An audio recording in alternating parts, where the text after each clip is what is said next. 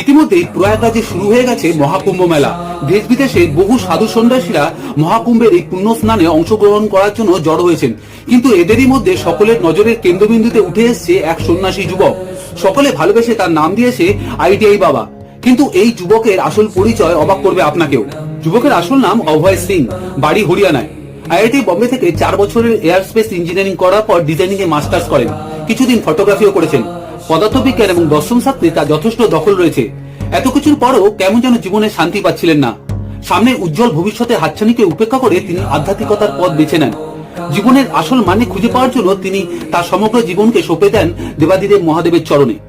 Social মিডিয়ায় বিভিন্ন ইন্টারভিউতে তার মুখে শিশুসুলভ অমলিন হাসি দেখে স্পষ্ট বোঝা যাচ্ছে যে জীবনের মলিনতা তাকে স্পর্শ পর্যন্ত করতে পারেনি, এবং তিনি যে আধ্যাত্মিকতার পথ বেছে নিয়েছেন তা তার জীবনে যথেষ্ট প্রশান্তি দান করেছে। এই ব্যাপারে আপনাদের কি মতামত আমাকে কমেন্ট বক্সে লিখে জানাতে পারেন। ইতিমধ্যেই প্রয়াগরাজে শুরু হয়ে গেছে